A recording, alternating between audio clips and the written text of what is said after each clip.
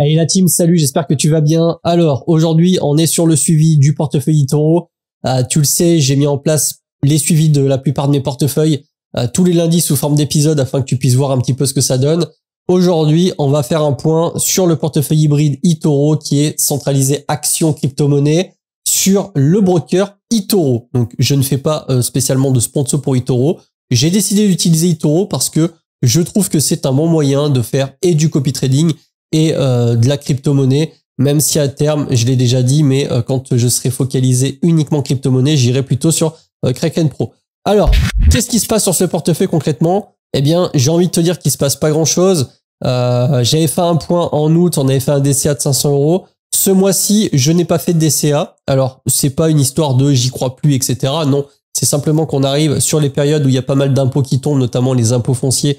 Et puis, j'ai eu pas mal de dépenses entre le déménagement, la création de la société, le comptable, etc.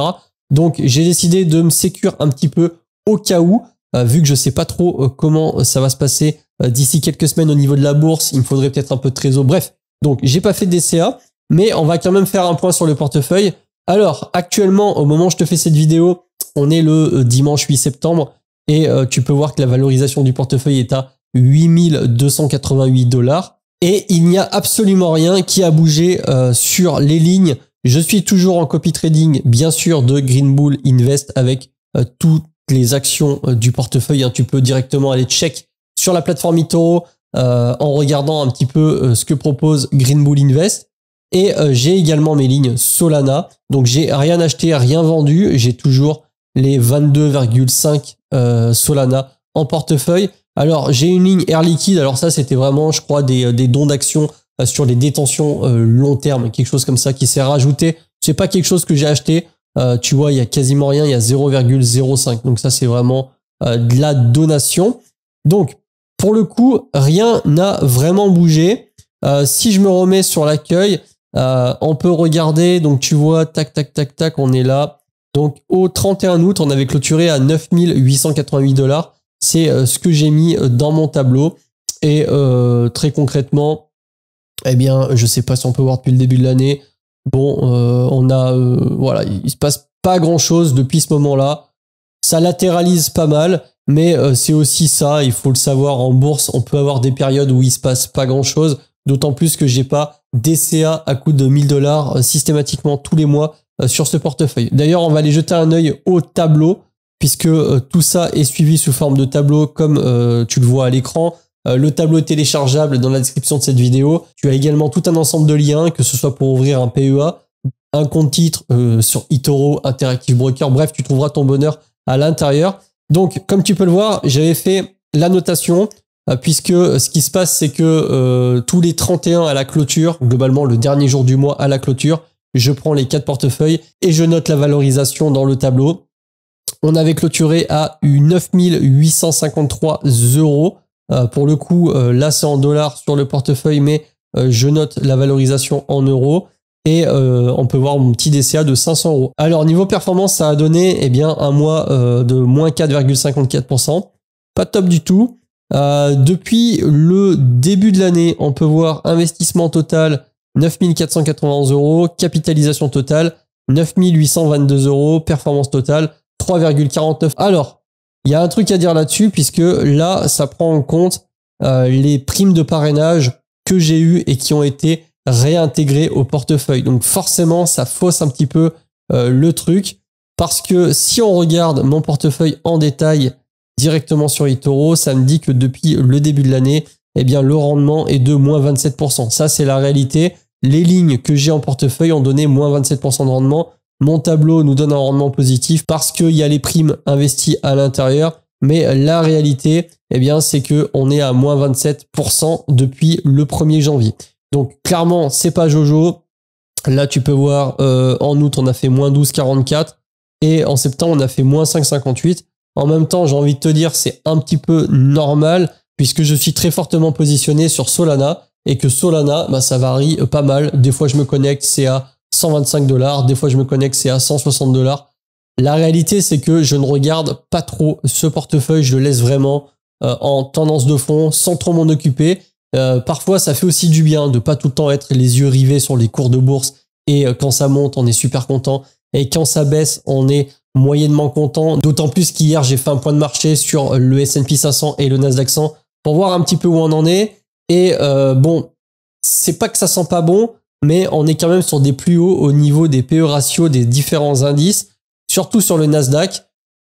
Voilà, c'est une réalité. On a un PE ratio à 40 sur le Nasdaq 100. Si t'as pas vu la vidéo, je t'inviterai à aller jeter un œil après celle-ci. Moi, je m'attends peut-être à une correction. On va voir ce que ça donne. D'autant plus que la Fed a baissé les taux, en tout cas a annoncé une baisse de taux de 25 points de base parce que on n'est pas en récession, mais en tout cas on va dans cette direction-là. Donc ça c'est pareil, il va falloir surveiller.